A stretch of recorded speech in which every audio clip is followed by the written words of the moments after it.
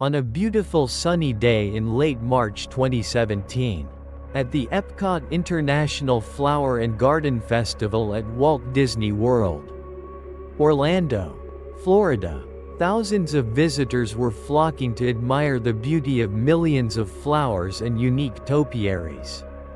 The festival atmosphere was filled with colors, music, and laughter.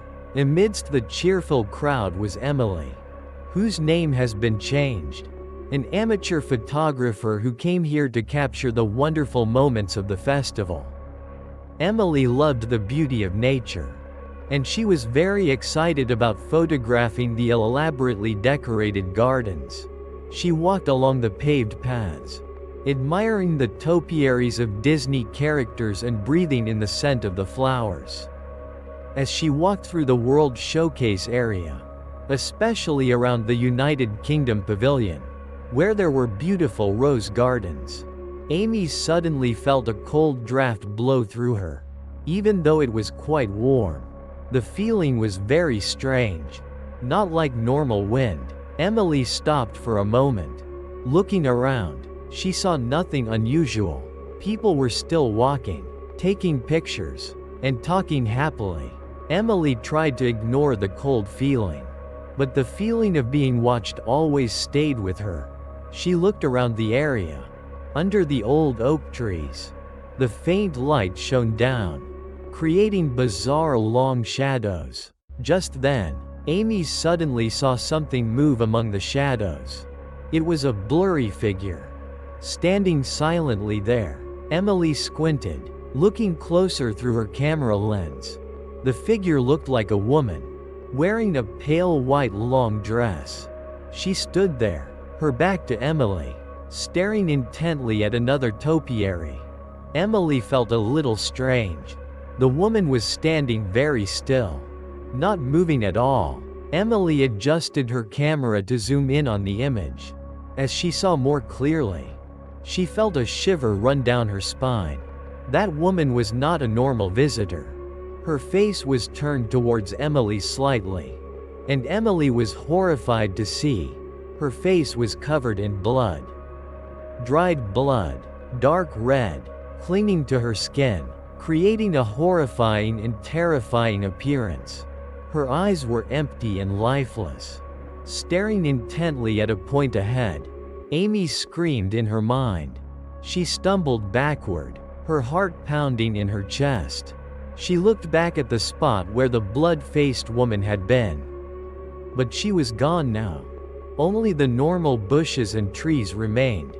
Amy stood there, trembling all over. She couldn't believe what she had just seen. She had seen a ghost with a blood-covered face. Amidst the vibrant colors and cheerful atmosphere of the Epcot International Flower and Garden Festival, Amy had encountered something evil and terrifying. She knew that her trip to Walt Disney World would no longer be a happy one. After the terrifying encounter with the blood-faced ghost, Amy lived in utter fear. The image of the blood-covered face and the ghost's empty eyes haunted her mind. She knew it wasn't an illusion. Amy tried to enjoy the festival, but she couldn't forget what she had seen. Every time she walked through a less crowded area or a hidden corner of the park, Amy felt uneasy and looked around, afraid that the blood-faced ghost would reappear. Ben noticed Amy's worry. "Are you still thinking about that figure?" Ben asked. "Maybe it was just a park prank, Amy. Or maybe you misread something." Amy shook her head. "No, Ben, it wasn't. I'm sure of what I saw. It was a ghost, with a face covered in blood." Ben still seemed skeptical, but he didn't want to scare Amy further. However, in the following hours, Amy began to feel a strange presence watching her. Wherever she went in the park, she felt as if someone was behind her, observing her. Sometimes, when she turned around suddenly, Amy would catch a glimpse of something fleeting. A pale white figure lurking among the crowd or behind the bushes. Amy knew it was the blood-faced ghost. He was following her. Amy's fear grew stronger. She felt trapped in a place that was supposed to be the happiest place on earth, but had now become a nightmare. As night fell, Epcot became even more dazzling with lights. However, that beauty couldn't dispel the fear in Amy's heart. Just then, as Amy and Ben were walking along the World Showcase area in the evening, Amy suddenly felt a cold draft engulf her. Stronger than ever before, Amy stopped abruptly, her heart pounding. She looked around, trying to find the source of the cold draft. And then, in the distance, near an international pavilion, Amy was horrified to see the blood-faced ghost standing there, under the shimmering lights. This time, the ghost was facing directly towards Amy. Its blood-covered face looked even more terrifying under the faint light. Its empty eyes stared directly at Amy, as if trying to say something. Amy felt frozen in place. She couldn't take her eyes off that terrifying ghost. Ben noticed Amy's stillness and looked in the direction she was staring. Ben was also horrified to see the blood-faced ghost. "Oh my God," Ben whispered, his voice trembling. Is that real?" Amy and Ben stood there, amidst the crowd of happy tourists, facing something supernatural and terrifying.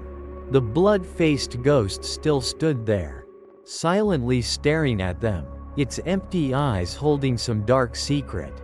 After seeing the blood-faced ghost together, Ben's skepticism completely vanished. Both of them were in utter fear. The vibrant and colorful Jazz and Heritage Festival now became a terrifying backdrop for their horrifying experiences. Amy and Ben tried to leave Epcot immediately, but for some reason, they found it difficult to find their way out. It seemed they kept walking in circles within the World Showcase area, unable to find an exit. Meanwhile, the blood-faced ghost continued to appear, sometimes in the distance, sometimes closer, seemingly guiding them or deliberately preventing them from leaving. The ghost's empty eyes always stared at them. Amy and Ben felt trapped in a nightmare. During its appearances, the blood-faced ghost sometimes moved slightly, or made strange noises, like moans or very faint whispers. Amy believed the ghost was trying to tell them something. She remembered the story about Jean-Pierre, the eccentric man, and his old house in the woods.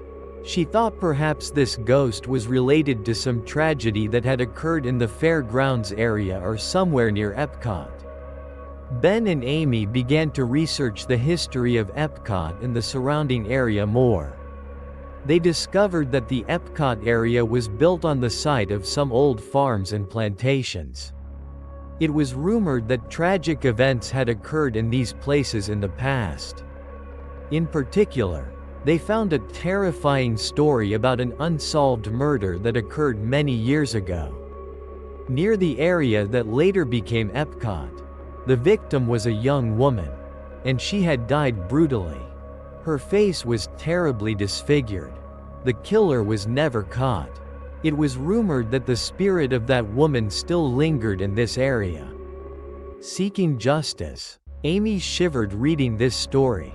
She believed that the blood-faced ghost she had seen was the spirit of that woman. Her blood-covered face was probably due to how she had died. And perhaps, her spirit was trying to tell them about her death, or was seeking help to find the killer. Amy and Ben felt a deep sympathy for that unfortunate spirit. They knew they couldn't abandon her. Amy decided to try to contact the blood-faced ghost. She believed the ghost was in need of help. They returned to the World Showcase area, where they had last seen the ghost. They stood there, in the vibrant festival atmosphere, waiting for the ghost's appearance. That night, the blood-faced ghost appeared again, standing in the distance, under the lights. Amy took a deep breath and whispered, "Are you there? We want to talk to you. We want to help you." The ghost slowly moved, her head slightly tilted. Then, a weak moan echoed, like the wind whistling through a narrow crack.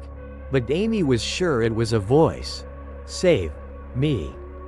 The moaning plea, "Save me," from the blood-faced ghost echoed in Amy and Ben's ears, further increasing their fear and determination.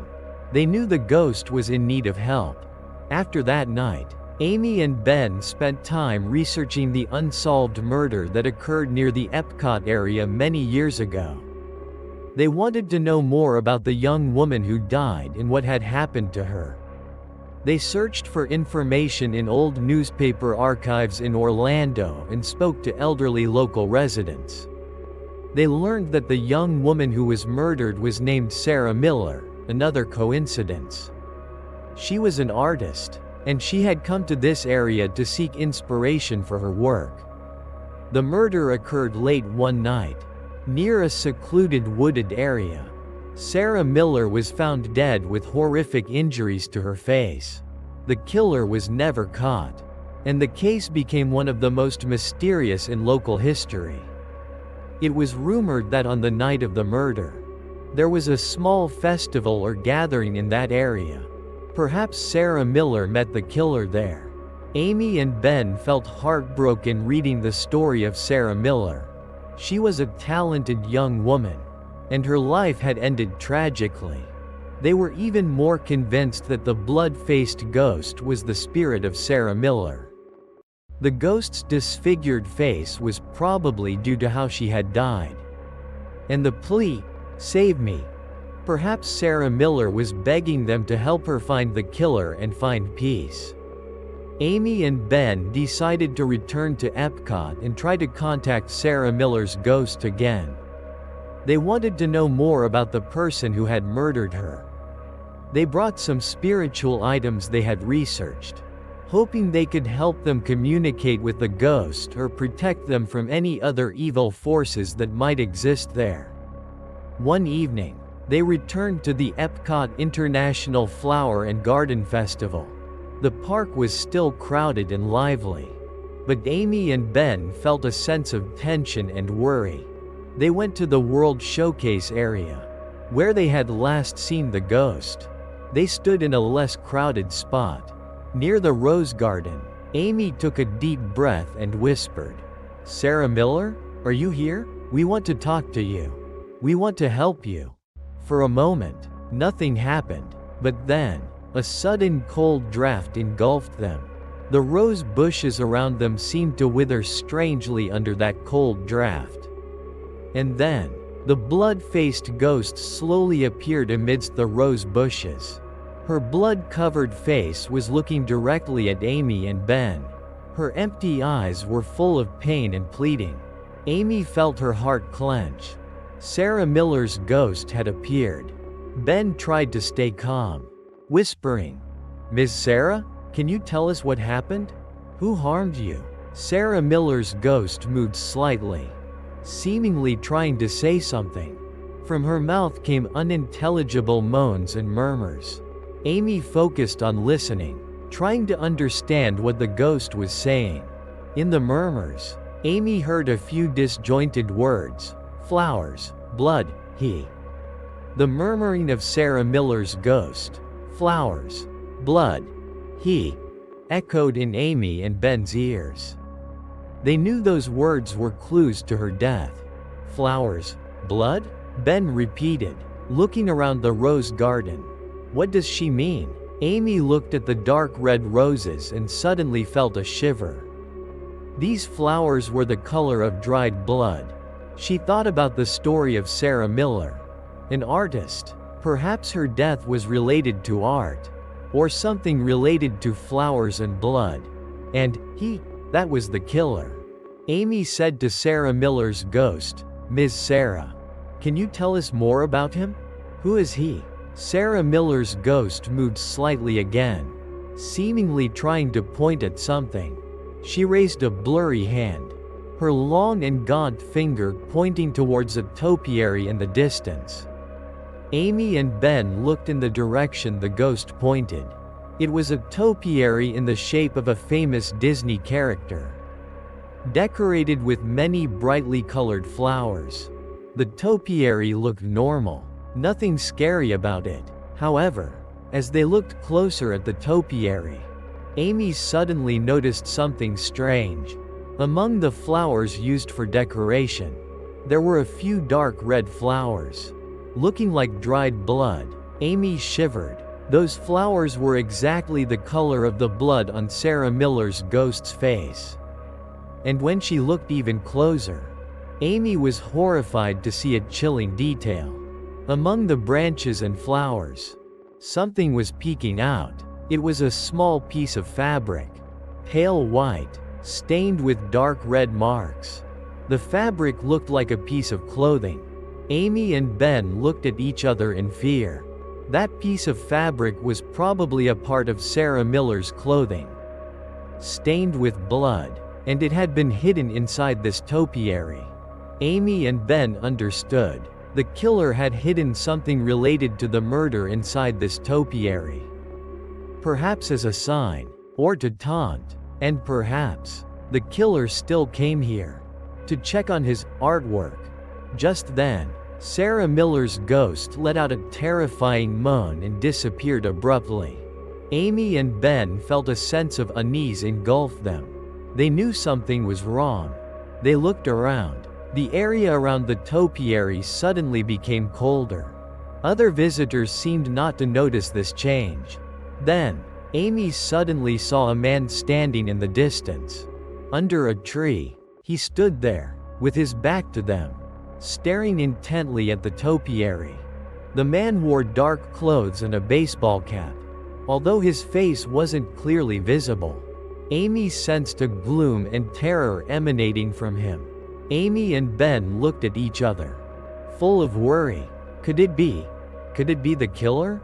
He still came here, after so many years? They held their breath, observing the man. He stood there for a moment, then slowly turned around. Amy and Ben were horrified to see his face. It was an ordinary face. Nothing special. But his eyes were cold and emotionless, like the eyes of a madman. And as he turned around completely, Amy and Ben were horrified to see a terrifying sneer appear on his face.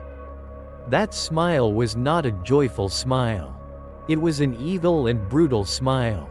The killer. Amy and Ben were horrified to realize that the man was the killer. He stood there, looking at them with a terrifying sneer. His eyes were cold and emotionless. He began to slowly walk towards them. His steps were slow and steady, like a predator approaching its prey. Amy and Ben backed away, their hearts pounding in their chests. They knew they were in serious danger. The killer had spotted them. They turned around and ran frantically, blending into the crowd of visitors walking in the World Showcase area. They hoped that within the crowd, they could escape his pursuit. However, the killer also began to pick up speed. He moved nimbly and silently, weaving through the crowd with ease. It seemed he had a special ability to track and pursue. Amy and Ben ran with all their might, trying to keep their distance from the killer. They heard his footsteps behind them, getting closer and closer. As they ran, Amy looked around. Epcot, which was supposed to be a safe and joyful place, now became a terrifying maze. The crowd of visitors, who should have been a source of safety, now became an obstacle, making it difficult for them to escape. Amy and Ben tried to run out of the World Showcase area, heading towards Future World. They hoped that there, they could find help or a safer place. However, the killer still followed closely. He seemed tireless. The terrifying sneer was still on his face. While running, Amy and Ben suddenly saw the blood-faced ghost appear in the distance. Gliding among the visitors, the ghost stared intently at the killer with hateful eyes. Amy understood. Sarah Miller's spirit was trying to help them. or trying to stop the killer.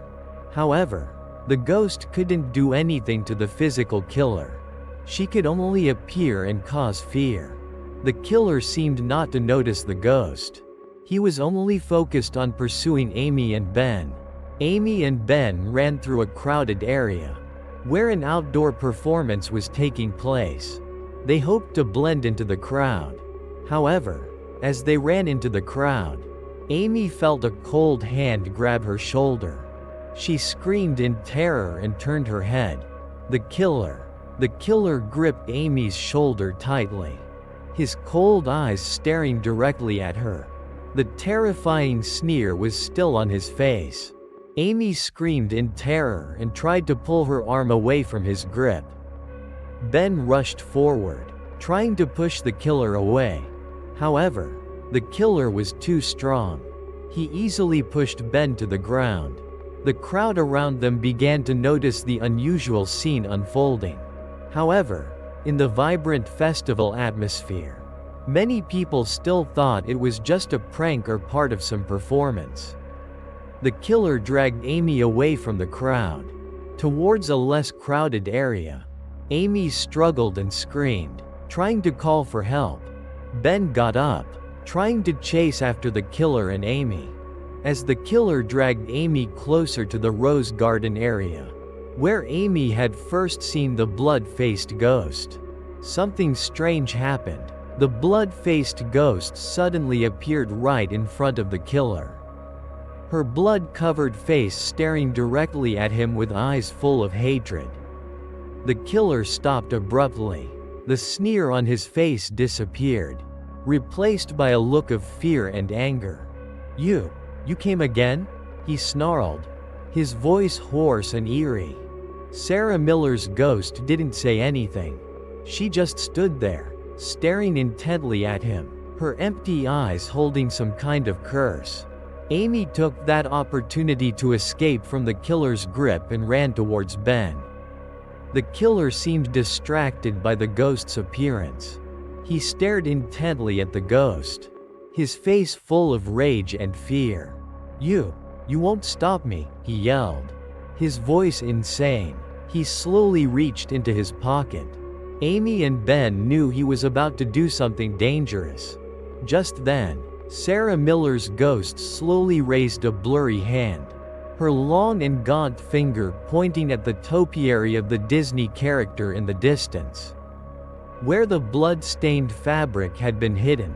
Amy and Ben looked in the direction the ghost pointed. They understood that the ghost was trying to tell them something about his secret, about his crime. The killer also looked in the direction the ghost pointed. His eyes became even more insane and angry. He pulled a gleaming knife from his pocket. "I'll end this all," he snarled. The killer lunged towards the topiary, seemingly wanting to destroy the evidence. Amy and Ben knew this was their chance. They had to get out of here immediately. The killer lunged towards the topiary, knife gleaming in his hand. He stabbed wildly at the topiary, trying to destroy it. Meanwhile, Amy and Ben ran frantically out of the World Showcase area, heading towards the main entrance of Epcot. They ran through the crowd of visitors who were looking in surprise towards the Rose Garden area. As they ran past a souvenir shop, Amy suddenly saw a t-shirt with a picture of the topiary of the Disney character they had just seen. On the shirt, the topiary was decorated with brightly colored flowers, but there was a small detail that sent shivers down Amy's spine. At the base of the topiary, a few dark red flowers were also drawn, looking like dried blood. Amy knew that the killer's obsession with that topiary was not just about hiding evidence. Perhaps it was a gruesome souvenir, a way for him to mark his crime. Amy and Ben ran out of Epcot, blending into the crowd of people leaving after a day of fun. They felt a little safer leaving the park, but the fear always stayed with them. They reported everything to the police, about the killer, the topiary, and the blood-stained fabric. Police went to the rose garden area and found the topiary partially vandalized. They also found the blood-stained fabric inside. The fabric was identified as a part of Sarah Miller's clothing, thanks to the information Amy and Ben provided. Police had more evidence and leads to track down the killer. The investigation was intensified, although the police did not publicly disclose the killer's identity. Amy and Ben knew it was the man they had faced in the park. However, the killer disappeared mysteriously after that night. Police found no trace of him. It seemed he had gone into hiding or vanished into the darkness. Sarah Miller's murder remained partly a mystery. The killer was not caught, and his true motive was still a big question. Afterward, Amy and Ben left Orlando. They tried to forget what had happened, but the horrifying experiences at the Epcot International Flower and Garden Festival always haunted them. Amy never forgot the blood-covered face and empty eyes of Sarah Miller's ghost. She knew her spirit was still lingering somewhere, not completely at rest, and she also never forgot the killer's terrifying sneer. She knew he was still out there, perhaps looking for new victims. The Epcot International Flower and Garden Festival is still held every year, attracting thousands of visitors. However, for Amy and Ben, that festival will always be linked to horrifying memories, to the blood-faced ghost and the killer lurking in the crowd. Their story is a reminder that even in places considered the happiest place on earth, darkness can still exist, and sometimes, ghost stories are not just legends, but horrifying truths waiting to be revealed. If you enjoyed these true horror stories, don't forget to hit the subscribe button on the channel to follow our latest videos. We will bring you more terrifying and haunting stories. Thank you for listening.